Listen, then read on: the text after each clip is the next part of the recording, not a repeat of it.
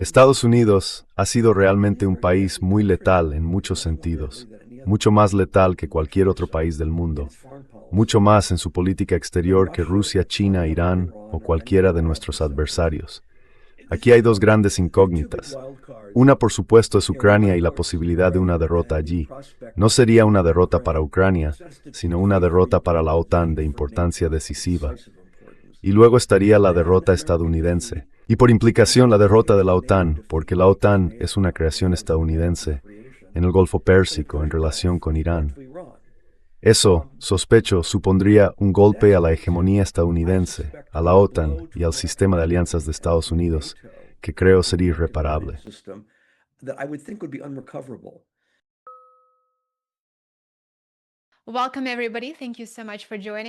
Bienvenidos a todos. Muchas gracias por acompañarnos. Soy Lena Petrova y hoy tengo el privilegio de dar de nuevo la bienvenida a un invitado fantástico, el Dr. David Gibbs, profesor de Historia en la Universidad de Arizona y uno de los principales expertos en política exterior de Estados Unidos, relaciones internacionales y economía política.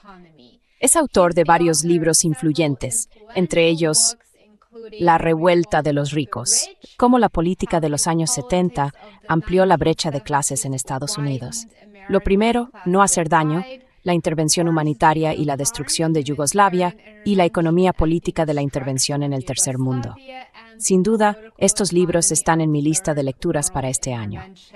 Profesor Gibbs, bienvenido de nuevo. Muchas gracias por dedicarme su tiempo.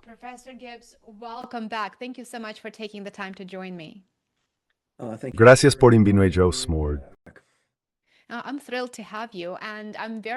Me alegra muchísimo contar contigo y tengo muchas ganas de profundizar en el tema que vamos a tratar hoy. Llevas muchos años sosteniendo que Estados Unidos ha estado implicado en la práctica en guerras, sanciones, operaciones encubiertas y campañas de cambio de régimen, desde Irak y Libia hasta Siria, Ucrania y ahora, por supuesto, Irán. ¿Se trata de una serie de decisiones separadas de política exterior o hay una doctrina estratégica más profunda que realmente impulsa el intervencionismo estadounidense?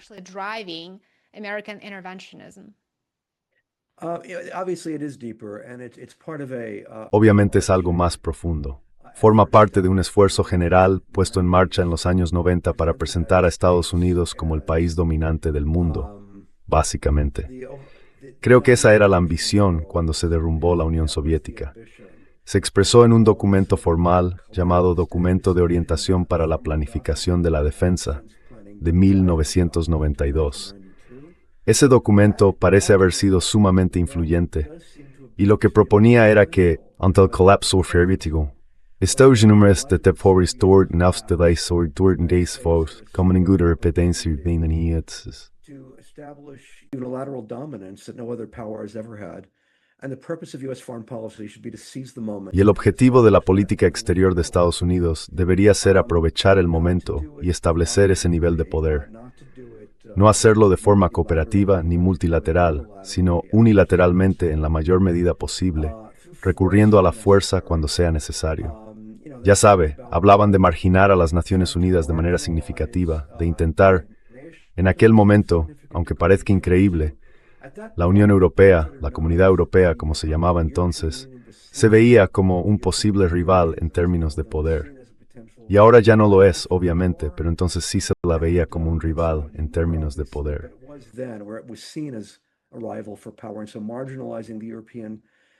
Y así, marginar a la Comunidad Europea, no debería decir marginarla, minimizar su papel en política exterior y mantenerla bajo tutela estadounidense. Y sobre todo, mantener la estructura de alianzas de la Guerra Fría y ampliarla, en particular la OTAN, y encontrarle a la OTAN una nueva finalidad. En gran medida podría decirse que no solo quería mantener las políticas de la Guerra Fría después de que ésta hubiera terminado, sino también, por así decirlo, extender esas políticas a zonas en las que Estados Unidos nunca había tenido influencia, incluida por supuesto la antigua Unión Soviética. Así que creo que aquí había una intención muy agresiva. En aquel momento sonaba descabellado, pero creo que eso se ha convertido realmente en el modelo dominante, una especie de hegemonía unilateral de Estados Unidos mediante la fuerza. through force. I was, I think, Creo que contó con el apoyo de muchos intereses creados. Había intereses creados que crecieron durante la Guerra Fría, encabezados, como todo el mundo sabe, claro, por el complejo militar industrial de Eisenhower. Pero era algo más amplio que el complejo militar industrial. Había toda una red de centros de estudios, periodismo de élite y mundo académico de élite. La gente olvida que la academia estaba plenamente integrada en la Guerra Fría. Recuerdo que en aquel momento, justo al final de la Guerra Fría, cuando Gorbachev estaba claramente poniendo fin a la Guerra Fría, un académico escribió un artículo medio humorístico en The Washington Post. Era 1990. Se titulaba Gorbachev arruinó mi carrera.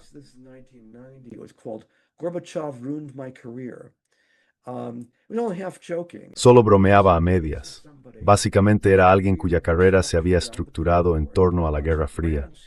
Dijo que había conseguido muchas subvenciones, becas y contratos para libros y que le había ido muy bien. Ahora que la Guerra Fría estaba terminando, todo eso desaparecería. Y eso era cierto en todos los ámbitos, para toda una serie de intereses. Así que creo que la idea era, en esencia, mantener viva la Guerra Fría y expandirla todo lo posible. Y eso implicaba cierto grado de agresión militar. Como resultado, Estados Unidos ha sido una potencia muy agresiva, con diferencia el país más agresivo del mundo. Y podría decirse ha sido una potencia muy letal según cualquier criterio.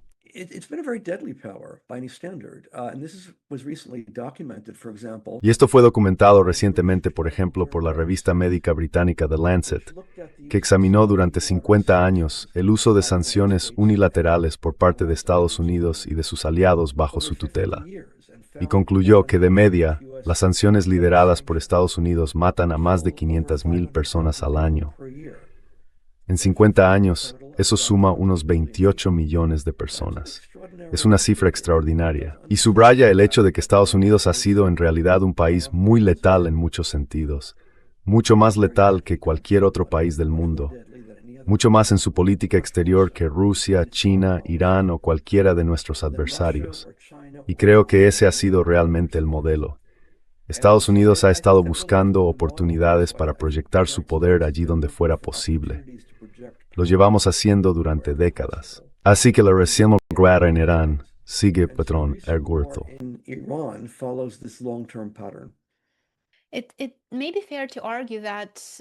Puede ser razonable sostener que el neoconservadurismo transformó la política exterior estadounidense tras la Guerra Fría, sustituyendo en la práctica cierto grado de contención por una estrategia de primacía militar absoluta. ¿Qué influencia han tenido las ideas neoconservadoras y los neoconservadores en general a la hora de configurar la política exterior de Washington durante los últimos años y más concretamente durante el primer mandato de Trump y ahora en el segundo?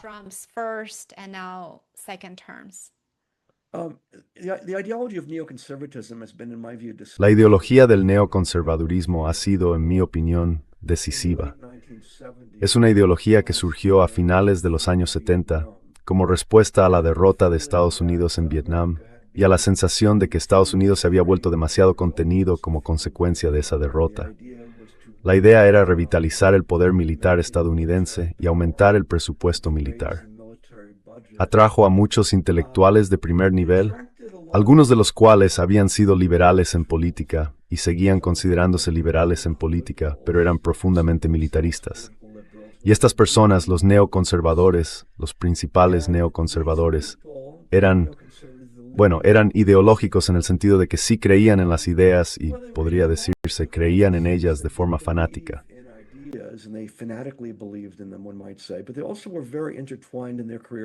Pero también estuvieron muy vinculados, a lo largo de sus carreras, al complejo militar industrial.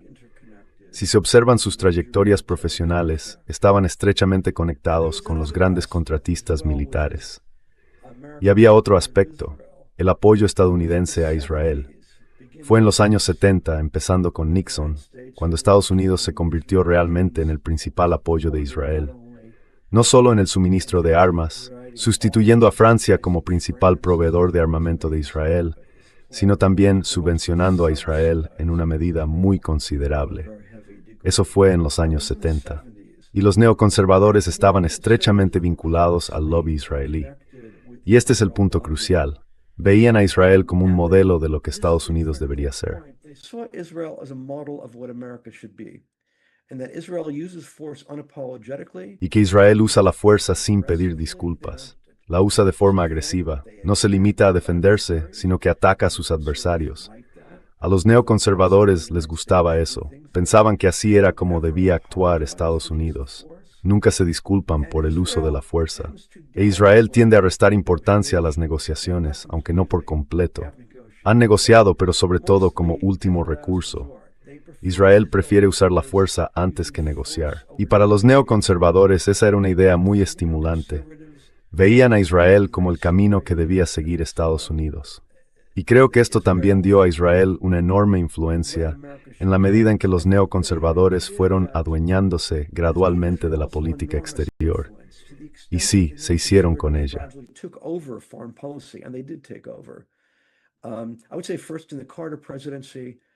Yo diría que primero durante la presidencia de Carter, después durante la de Reagan, y luego su influencia fue creciendo y creciendo y creciendo con el tiempo. Creo que esto también dio a Israel una enorme influencia, porque toda la ideología de la política exterior estadounidense a través del neoconservadurismo pasó a replantear a Estados Unidos como Israel, a admirar a Israel. Eso dio a Israel mucha influencia. Así que podría decirse que Estados Unidos e Israel estaban cada vez más unidos, prácticamente inseparables, con muy poca distancia entre ambos. Y creo que el legado del neoconservadurismo es el uso sin restricciones de la fuerza militar, a menudo en cooperación, en una profunda cooperación con el Estado de Israel. Deep cooperation with the state of Israel. Muchas predicciones neoconservadoras en política exterior, desde la transformación de Irak en una democracia hasta la estabilidad de Libia tras Gaddafi, han resultado ser catastróficamente erróneas. Y el coste humano, sencillamente, no puede ignorarse. Pero seguimos viendo que estas ideas se promueven activamente, que reciben apoyo activo, incluso hoy en día. Y hay figuras destacadas de la política exterior estadounidense y también de la élite política de Washington que siguen respaldando estas ideas pese a los fracasos que acabo de describir. Porque, por ejemplo, según tengo entendido, Libia tiene ahora mercados de esclavos abiertos, y eso por supuesto no ocurría durante Gaddafi. Libia era un estado africano relativamente próspero. Entonces, ¿por qué esta ideología sigue teniendo influencia pese a estos fracasos y pese a estos costes humanos trágicos, enormes y horribles que millones de personas han tenido que soportar simplemente ocupado de estas ideas?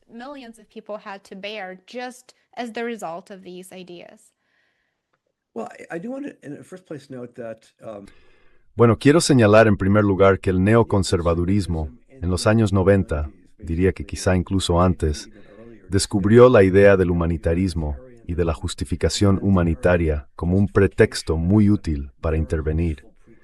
La idea de la intervención humanitaria se hizo muy popular en los años 90, empezando por las intervenciones de Estados Unidos en Yugoslavia, la antigua Yugoslavia, en particular en Bosnia-Herzegovina y Kosovo. Ese fue el tema de mi segundo libro, y contrariamente a lo que suele creerse, fueron desastres. Alargaron las guerras y aumentaron enormemente el nivel de limpieza étnica. Estados Unidos bloqueó activamente acuerdos negociados que podrían haber evitado la guerra. Lo hicieron repetidamente. Pero la justificación era el humanitarismo y cierto fanatismo.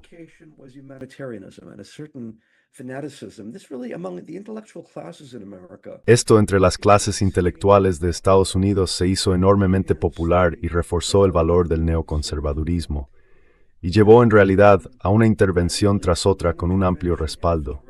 De nuevo, al menos entre las clases parlanchinas, como les gusta decir a los británicos. No tanto entre el público general, sino entre académicos, periodistas y personal de centros de estudios.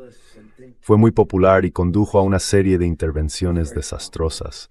Como he dicho, creo que las intervenciones en Yugoslavia, al contrario de lo que se suele creer, fueron de hecho desastrosas.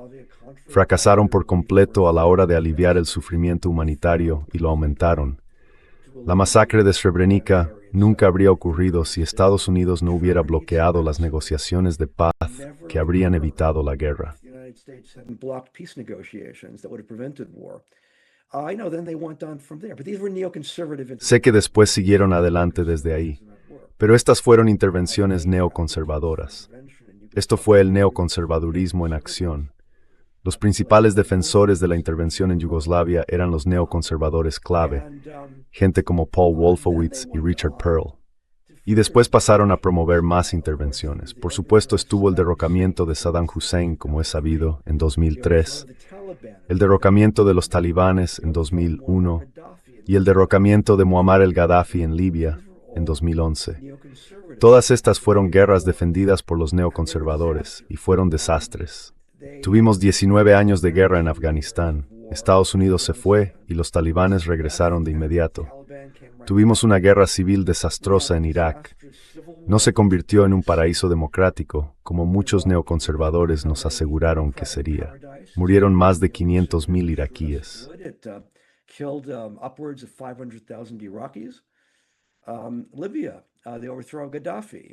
Libia, el derrocamiento de Gaddafi. De nuevo se suponía que iba a producir un resultado maravilloso, y produjo una guerra civil con terribles abusos de los derechos humanos. Libia está ahora mismo en una situación terrible como consecuencia de la intervención. Desestabilizó toda la región, no solo Libia. Ayudó a provocar guerras civiles secundarias en Mali y Níger, países vecinos. Así que estos han sido auténticos grandes desastres. Y ahora, por supuesto, la guerra de Ucrania, que yo diría, de nuevo, que fue un proyecto neoconservador, se está convirtiendo en un desastre. Podemos hablar más de eso después. Irán está llevando claramente a una derrota de Estados Unidos. Todo esto ha sido un desastre tras otro. La cuestión es cómo los neoconservadores se han salido con la suya. Y creo que una de las cosas que tenemos aquí es un cambio en la cultura política estadounidense, donde no ha habido ninguna rendición de cuentas en absoluto.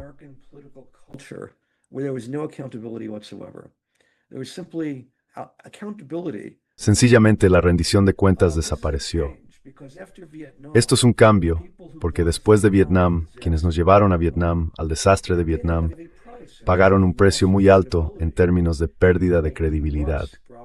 Personas como Dean Rusk y Robert McNamara vieron dañada su credibilidad, especialmente Dean Rusk.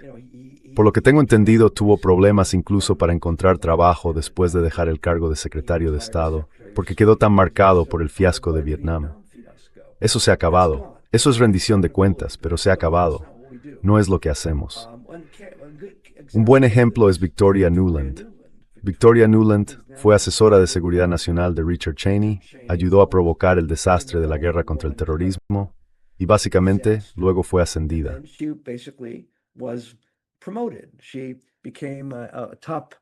Se convirtió en una de las principales protegidas de Hillary Clinton, que la incorporó al Departamento de Estado de Obama.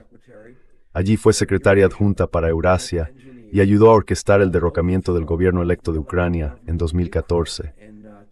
¿Fue en 2014? Ayudó a sentar las bases de la guerra en Ucrania. No sufrió en absoluto por sus fracasos pasados y tampoco sufrirá por los fracasos presentes, porque eso forma parte de la cultura. No creo que nadie vinculado a la guerra contra el terror, al derrocamiento de Gaddafi, haya pagado un precio significativo en términos de daño a su reputación. Es un hecho extraordinario. Pero realmente ahí es donde estamos ahora mismo. La gente está protegida de las críticas por haber participado en guerras fracasadas.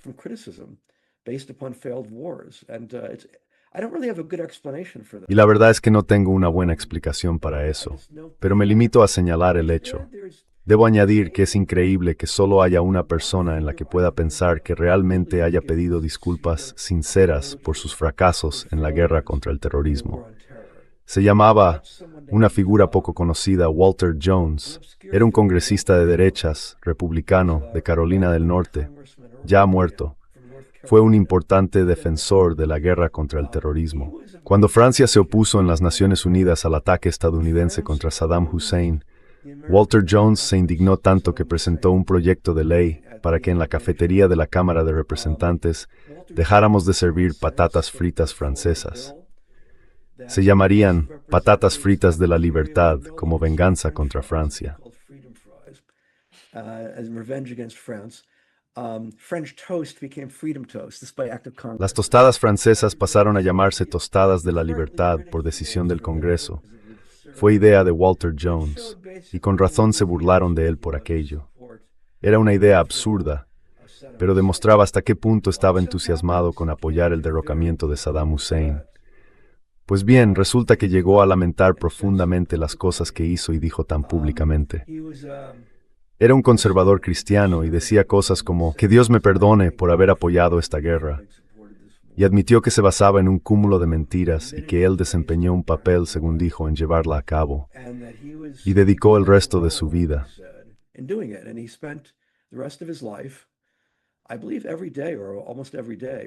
Creo que todos los días, o casi todos los días, escribía cartas largas y detalladas a las familias de los soldados estadounidenses que murieron en la guerra contra el terror.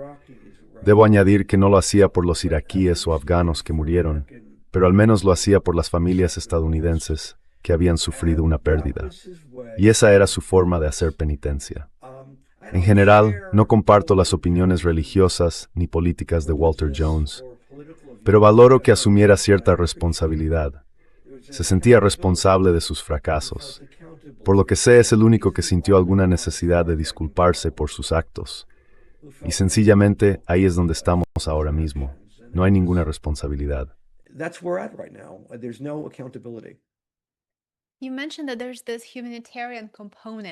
Ha mencionado que existe ese componente humanitario, eso de que tenemos que promover la democracia o de que tiene que ser una intervención humanitaria. ¿Forma parte, en cierto modo, del relato para hacerlo más digerible para la opinión pública y vender la guerra, o es realmente algo que determinadas personas pueden creer que están haciendo, pero que en realidad acaba resultando ser completamente distinto?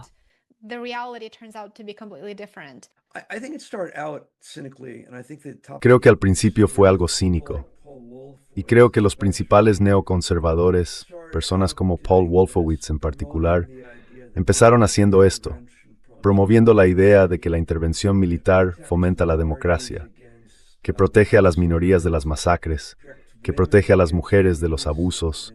Más adelante incluso entraron en juego los derechos de los homosexuales. Creo que inicialmente fue una maniobra cínica, pero creo que con el tiempo los neoconservadores llegan a creer su propia propaganda. Esa es mi interpretación. Así que creo que son ambas cosas.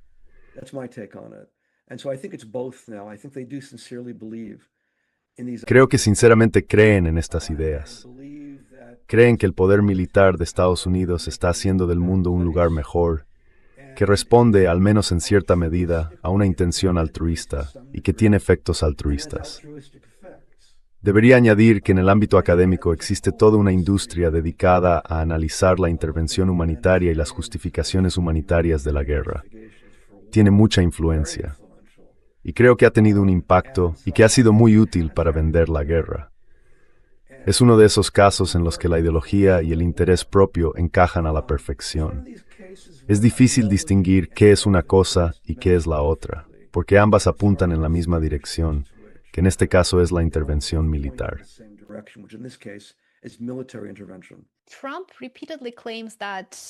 Trump afirma repetidamente que la guerra de Ucrania no es su guerra y, por supuesto, se ha convertido en su guerra.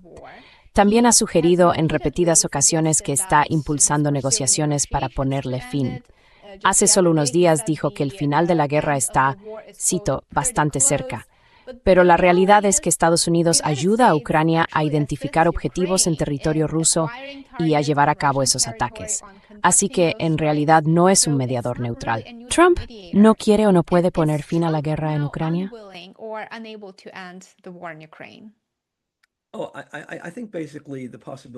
Creo que en esencia la posibilidad de una mediación estadounidense ya ha pasado.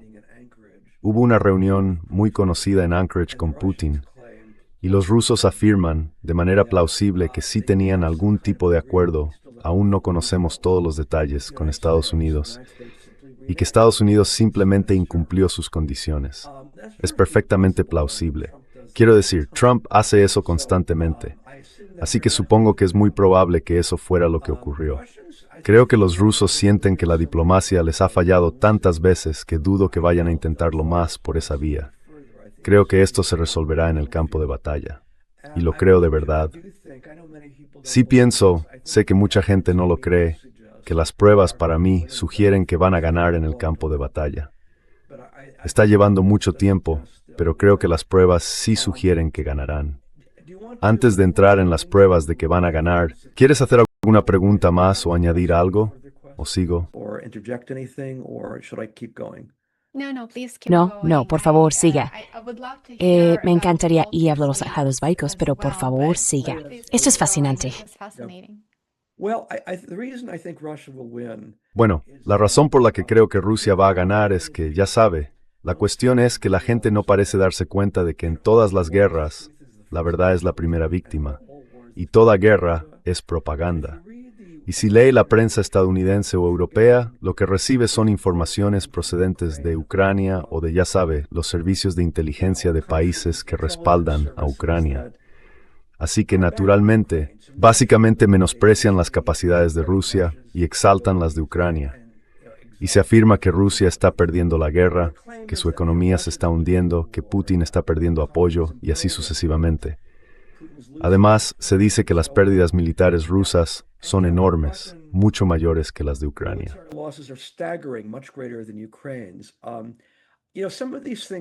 Sabe, algunas de estas cosas no se pueden comprobar. A mí me gustan los hechos que puedo comprobar y algunas de estas cosas no las puedo comprobar. No puedo ir al campo de batalla e inspeccionarlo yo mismo. Obviamente, no puedo hacerlo. Tampoco puedo evaluar realmente las afirmaciones sobre cuánta gente ha muerto, rusos frente a ucranianos. Pero hay cosas que sí se pueden comprobar. Una de ellas es cuántos recursos ha destinado Rusia a esta guerra. Eso se puede comprobar. Se puede ir a la web del Instituto SIPRI en Estocolmo, que en general todo el mundo considera la principal fuente, y ver qué porcentaje del PIB ruso, de su economía, se destina a todo el gasto militar en todos los ámbitos.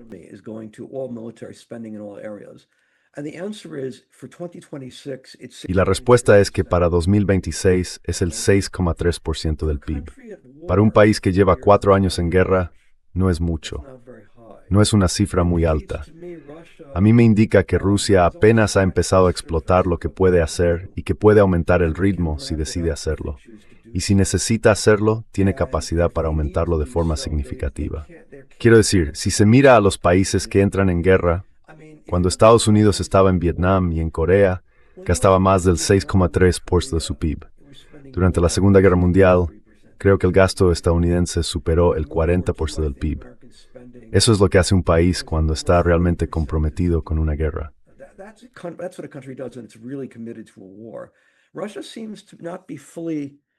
Rusia parece no ha militarizado realmente su economía, y podría hacerlo si de verdad lo necesitara.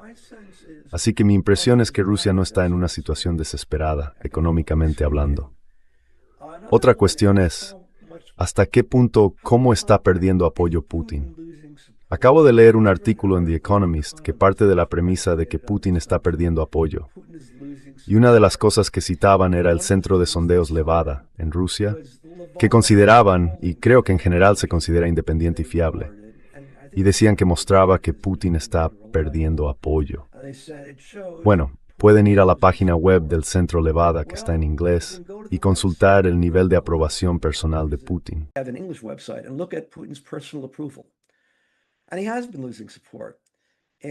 Y ha ido perdiendo apoyo. Y el año pasado, en 2025, su nivel de aprobación creo era del 87 u 88%. Y ahora ha bajado al 74%, ¿de acuerdo? Así que ha bajado.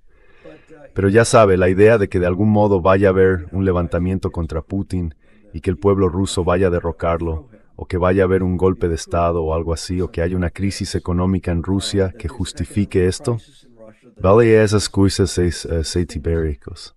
Y no hay nada seguro que esto esté ocurriendo realmente.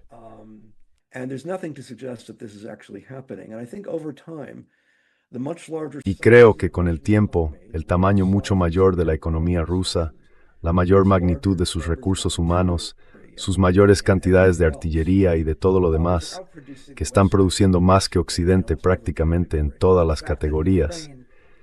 El hecho de que Ucrania claramente se ha quedado sin misiles de defensa aérea, y lo dice, y de que Estados Unidos ya no tiene más misiles de defensa aérea que darle.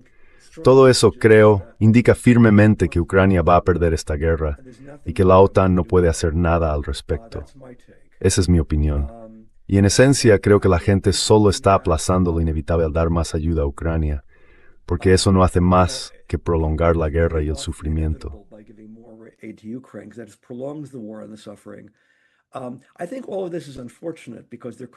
Creo que todo esto es lamentable, porque podría haberse alcanzado un acuerdo negociado en Estambul. Casi se logró un acuerdo negociado, basado en unas condiciones que parecían plausibles, y según tengo entendido, extraordinariamente moderadas. La principal cuestión era la neutralidad de Ucrania, que era lo que Ucrania siempre había sido hasta el derrocamiento del gobierno de Yanukovych en 2014. Volver a la neutralidad, nada de OTAN, nada de bases militares occidentales en Ucrania, y con el tiempo algún tipo de autonomía regional para los ruso-hablantes de la región del Donbass, algo que Ucrania se había negado a aplicar hasta entonces.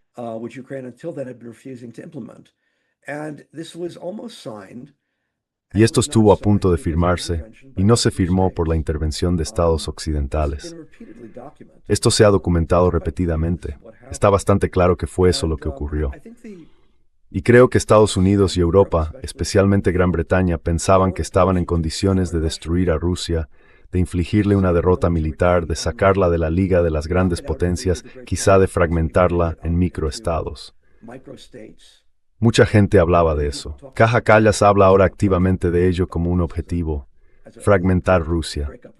Es una cosa increíblemente agresiva que decir, pero aún así creo que esa era la agenda y que la gente pensaba que podía lograrlo, y por eso torpedearon una negociación de paz.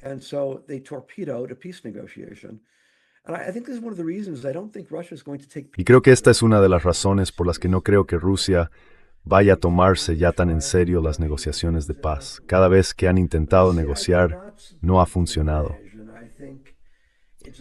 Quiero decir que no apoyo la invasión. Creo que es una violación de la Carta de las Naciones Unidas, y por ese motivo condeno la invasión.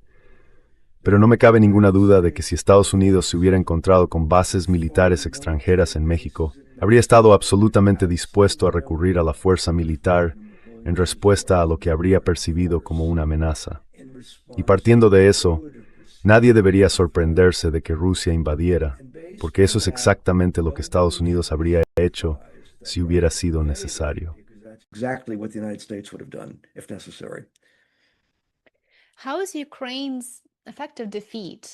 ¿Cómo va a afectar la derrota efectiva de Ucrania al futuro de la OTAN? La OTAN ya está fragmentada. Y creo que durante la última cumbre, la más reciente, se habló de aplazar la siguiente cumbre, probablemente el tiempo suficiente para que Trump ya no esté. Así que parece que la guerra en Ucrania también está fragmentando a la OTAN como alianza. ¿Cómo ve el futuro de la OTAN después del conflicto?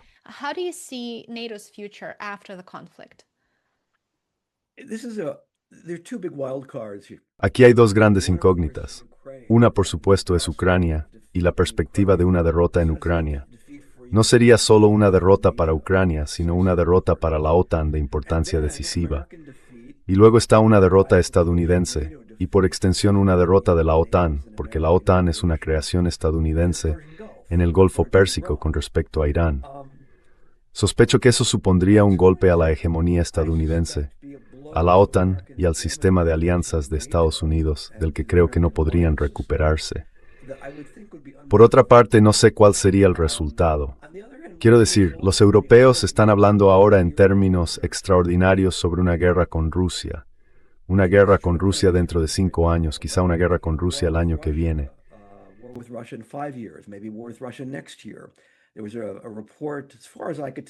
Hubo un informe. Hasta donde yo sé, no había pruebas que lo respaldaran, pero un informe decía que Rusia podría atacar Estonia el año que viene.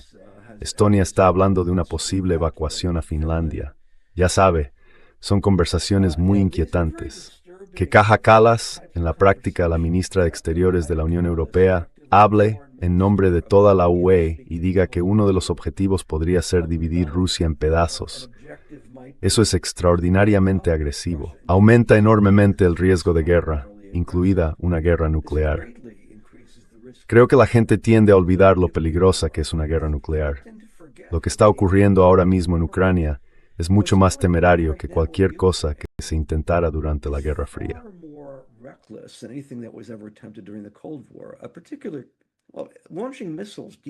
Lanzar misiles profundamente dentro de Rusia, contra objetivos en Rusia, eso nunca se hizo durante la Guerra Fría. En el punto álgido de la Guerra Fría, durante la etapa de Reagan, eso nunca se hizo. Se consideraba demasiado agresivo, demasiado arriesgado, con un riesgo demasiado alto de guerra nuclear. Ahora se hace con regularidad.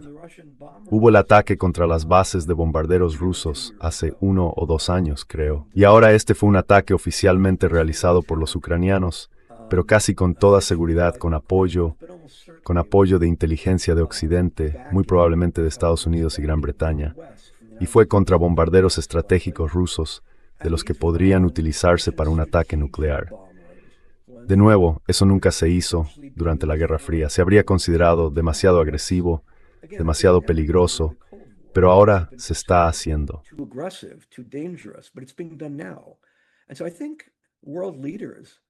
Y por eso creo que los líderes mundiales, y cada vez más Europa, incluso más que Estados Unidos, están jugando con fuego, tanto por lo que dicen como por lo que realmente hacen al facilitar ataques de Ucrania dentro de Rusia.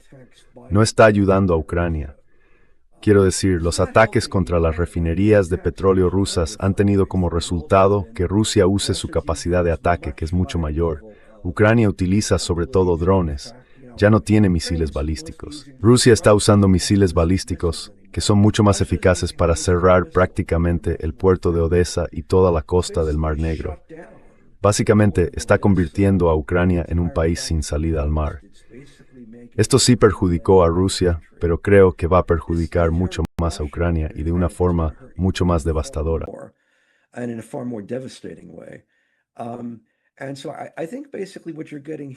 Así que creo que básicamente la cuestión aquí sería, ¿qué pasaría si se produce una crisis en la que el ejército ucraniano simplemente empieza a resquebrajarse y a desmoronarse? Mi impresión es que en los próximos meses esa es una posibilidad. Los ejércitos terminan resquebrajándose después de cierto tiempo. Se están viendo algunos indicios iniciales de ello. El hecho de que estén teniendo tantas dificultades para imponer el reclutamiento. Están esos videos de personas a las que obligan violentamente a subir a autobuses y demás. Ha habido toda esta resistencia al reclutamiento en Ucrania. Esto podría ser el comienzo, una fase temprana de un deterioro de la disciplina en Ucrania. La pregunta sería, si eso ocurre, si se produce un deterioro de la disciplina y el ejército ucraniano se derrumba, ¿qué haría Europa?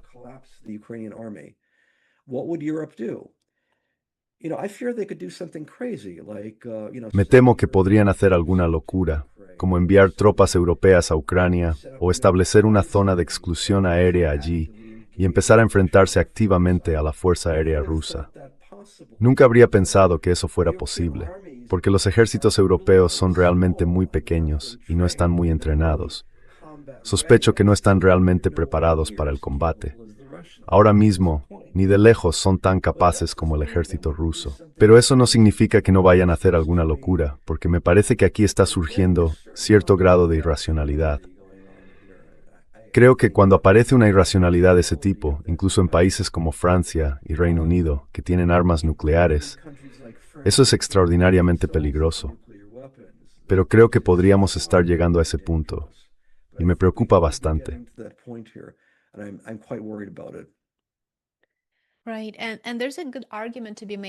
Claro, y hay buenos argumentos para sostener que las líneas rojas de Rusia se han cruzado una y otra vez, tantas veces que Rusia está ahora en una posición en la que no solo debe defender su territorio, sino también restablecer la disuasión, ¿no?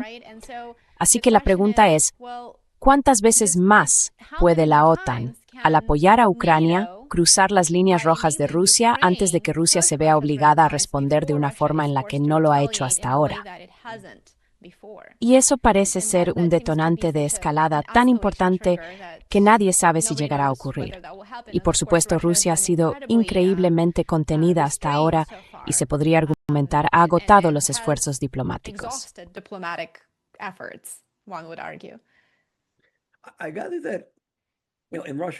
Tengo entendido que en los medios rusos se habla cada vez más, especialmente por parte de personas como, creo que se llama Karaganov, Sergei Karaganov, y también otros ahora, de que Rusia tiene que tomar represalias contra los europeos. Tiene que atacar instalaciones de producción de drones. Tiene que atacar, ya sabes, zonas de despliegue para ayudar a Ucrania en Polonia y Rumanía. Debería utilizar su fuerza de misiles rusos para ese fin, e incluso plantearse posiblemente el uso de armas nucleares tácticas. De nuevo, esto es extremadamente inquietante. Por fortuna, Rusia todavía no ha hecho eso. Mi impresión es que desde el punto de vista ruso, creo que mucha gente, incluido Putin hasta ahora, ha considerado que podrían estar jugando en manos de Europa. Porque si empiezan a atacar bases en Europa, Europa tendría entonces un pretexto para entrar realmente en la guerra de forma directa y exigir a Estados Unidos, en virtud del artículo 5, que también entre en la guerra contra Rusia.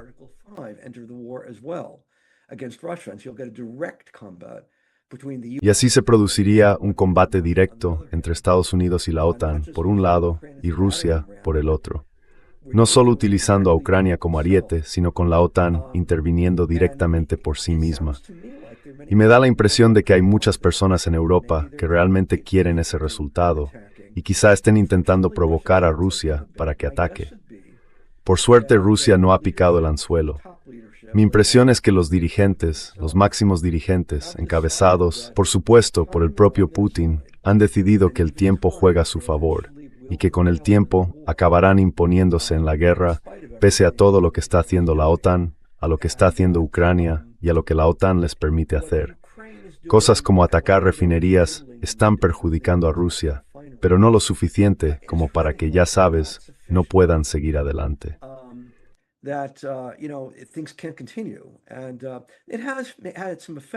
Y ha tenido algún efecto. Creo que el Banco Central de Rusia ha rebajado sus previsiones de crecimiento del 1% al 0%, creo, debido al daño en el sector petrolero. Pero insisto, no es un daño catastrófico. Es daño sí, pero no catastrófico. Y creo que Putin, sea cual sea la opinión ética o moral que se tenga de él, está actuando con extrema cautela. Es un jugador de ajedrez muy cuidadoso. Sospecho que está actuando de una forma mucho más racional, en términos de puro cálculo racional, que sus homólogos de Berlín, París y Londres, por no hablar de Washington.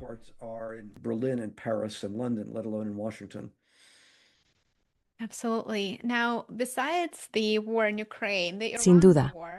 Ahora, además de la guerra en Ucrania, la guerra con Irán parece seguir en una situación muy frágil, en la que las dos partes no pueden negociar. Así que no es guerra, pero tampoco es paz. El 7 de agosto, Arabia Saudí, Pakistán y Turquía anunciaron un pacto de defensa. Parece, por tanto, que estamos ante una fase completamente nueva en Oriente Medio, en la que actores regionales están formando una alianza defensiva y, en la práctica, quizás se estén preparando para sustituir a Estados Unidos como garante de la seguridad. ¿Qué opina de este tratado y cómo podría cambiar Oriente Medio de cara al futuro?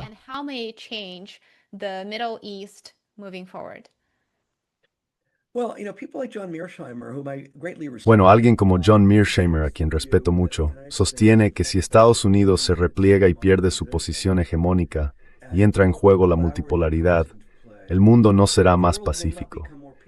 Será potencialmente menos pacífico, debido a que habrá muchos más actores. China se volverá más agresiva.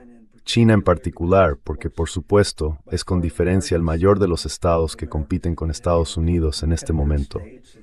Pero también otros. Estados como Turquía ha mencionado este pacto, Turquía, Pakistán, Arabia Saudí. Todo eso entrará en juego. Creo que aquí realmente existe un riesgo. Creo que John Mearsheimer exagera ese riesgo.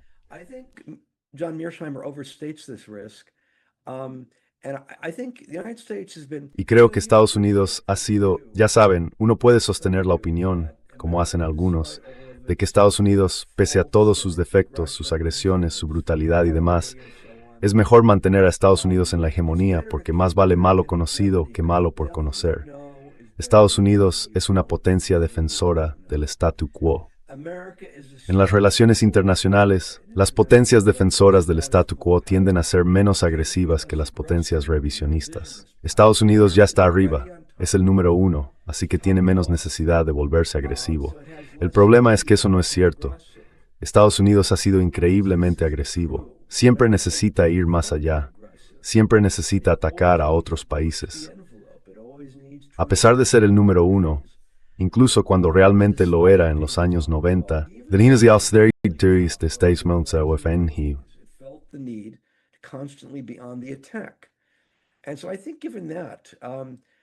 Y creo que teniendo eso en cuenta, poner fin a la hegemonía estadounidense supone un riesgo. Pero yo mismo veo con buenos ojos la idea de que termine la hegemonía estadounidense, sencillamente porque ha sido muy destructiva. Ha tenido tantos aspectos negativos que creo que debemos considerar que la alternativa a la multipolaridad bien podría ser más benigna que lo que tenemos ahora. En el caso de esta alianza específica a 3 bandas que menciona, Pakistán, Arabia Saudí y Turquía, una de las cuestiones aquí obviamente es Israel. Estados Unidos e Israel están actuando en la práctica como estados canallas.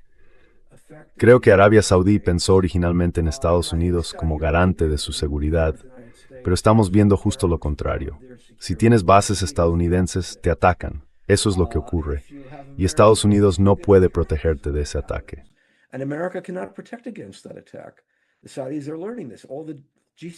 Los saudíes están aprendiendo esto.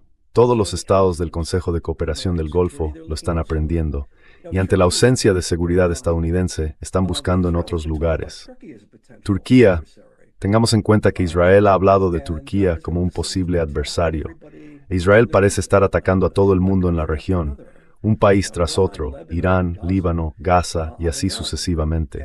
Así que creo que parte de esto es defensa frente a, supongo, posibles ataques de Israel. Y también refleja el hecho de que la hegemonía estadounidense está siendo cuestionada y cada vez es vista más negativamente por muchos de sus principales antiguos aliados, como Arabia Saudí. Y Turquía, por supuesto, es miembro de la OTAN.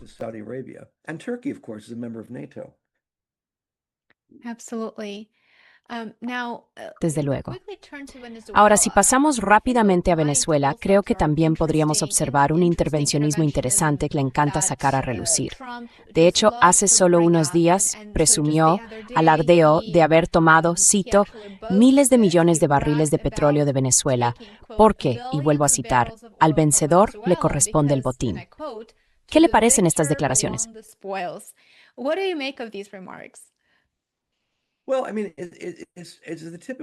Bueno, quiero decir, es el típico lenguaje exagerado de Trump. La cuestión es que dice en voz alta lo que Estados Unidos siempre ha estado haciendo en América Latina. No es una idea nueva. Y ya sabe, el uso que hace Trump de los conflictos de intereses y la corrupción. Hay una larga tradición de eso, bien documentada en la política exterior estadounidense. Utilizar las intervenciones en el extranjero como medios para enriquecer a determinadas personas. Hay un artículo en el Quarterly Journal of Economics que analiza las operaciones bursátiles con información privilegiada y las operaciones encubiertas de la CIA, y ocurre una y otra vez. Así que lo que hace Trump en cuanto al aspecto corrupto de su política exterior, el enriquecimiento personal de sus compinches, no es nuevo.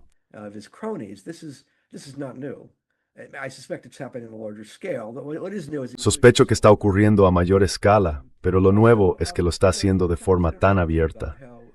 Además, el New York Times publicó un artículo sobre cómo Venezuela está actuando prácticamente como una especie de colonia, casi un estado colonial de Estados Unidos, dirigido por el propio Marco Rubio. Y los ingresos por las exportaciones de petróleo de Venezuela los recauda el Departamento del Tesoro y se distribuyen entre organismos venezolanos según considere oportuno Estados Unidos, casi como un padre que da una paga a sus hijos. Sigue siendo nominalmente un Estado soberano, pero no se le trata como un Estado soberano. Y Delcy Rodríguez, en la práctica, es presidenta del país, pero podría decirse que solo de nombre.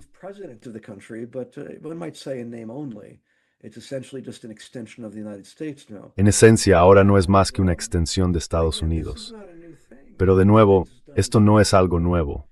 Estados Unidos ya ha hecho esto antes, normalmente de una forma un poco más discreta.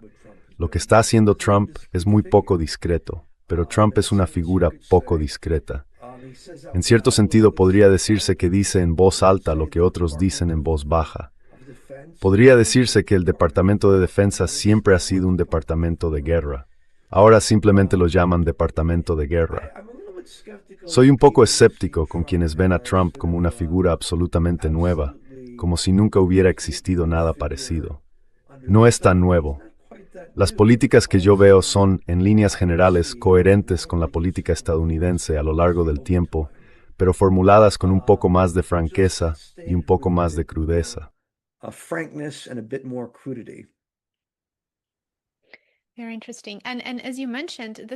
Muy interesante. Y como ha señalado, esto parece ser una continuación de la política exterior de Estados Unidos, independientemente de quién esté en el poder.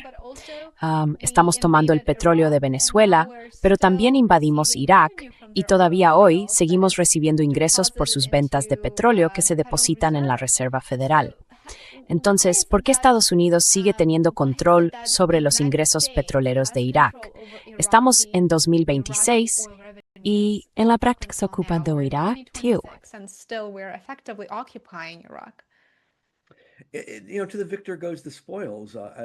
Ya sabes, al vencedor le corresponden los despojos, como dijo Trump. Y bueno, otros presidentes no han utilizado ese tipo de lenguaje, pero otros presidentes han actuado claramente de esa manera. Y resulta bastante sorprendente que Estados Unidos no trate a otros países como estados plenamente soberanos. Quiero decir, toda la idea aquí es el cambio de régimen. Estados Unidos está comprometido con esa idea. Casi parece un derecho soberano. Tiene derecho a cambiar los regímenes que no le gustan cuando le apetezca, normalmente por medios encubiertos y a veces por medios abiertos. Pero en cualquier caso, Estados Unidos tiene derecho a hacerlo. Y ya sabes, hicimos eso en Irak, y por tanto, naturalmente vamos a tener una influencia desproporcionada en cómo se gestiona su economía, algo muy parecido a lo que ocurrió en Venezuela. Así es como funciona Estados Unidos.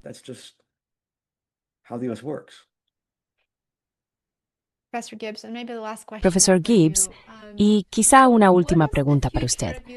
¿Cómo será realmente el futuro de la política exterior de Estados Unidos si Estados Unidos ya no puede imponer su voluntad por la vía militar o económica, como lo hizo en los años 90?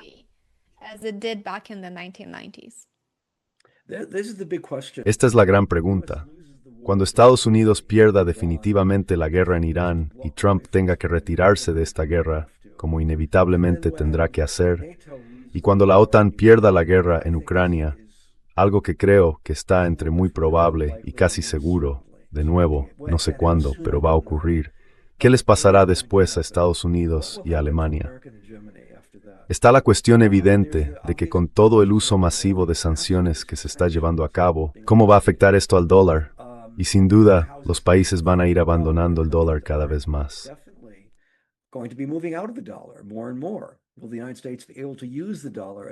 ¿Podrá Estados Unidos utilizar el dólar como instrumento de poder como lo ha hecho en el pasado?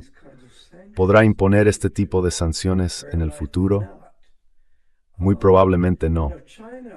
China, por supuesto, estaría loca si no empezara a diversificar y alejarse del dólar después de lo que le hicieron a Rusia. Intentaron aplastar económicamente a Rusia mediante el uso del dólar, mediante el control de Estados Unidos sobre organismos internacionales como SWIFT. China lo observó con mucha atención y dijo, bueno, podríamos ser nosotros los siguientes. Tenemos que empezar a alejarnos del dólar y crear un sistema diferente. Y eso es lo que están haciendo.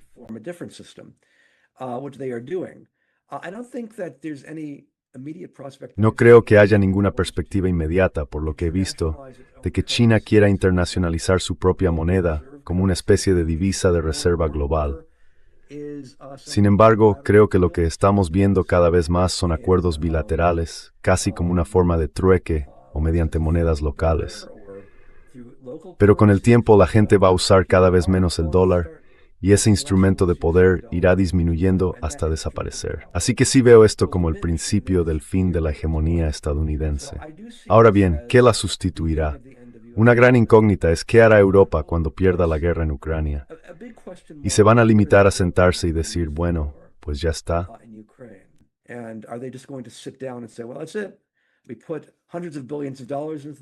Hemos destinado cientos de miles de millones de dólares a la guerra.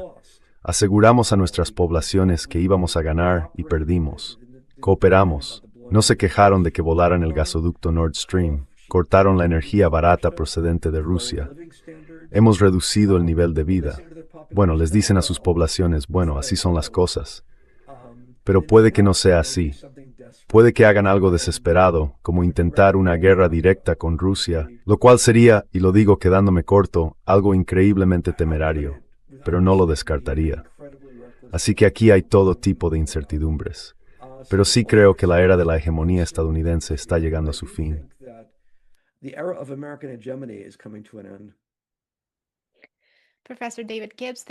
Profesor David Gibbs, muchas gracias por acompañarnos hoy. Ha sido una conversación fascinante y animo a nuestros espectadores a que consulten sus libros. Ya están en mi lista de lecturas, así que tengo muchas ganas de leerlos y ojalá comentarlos con usted con más detalle. Sí, me gustaría. Muchas gracias.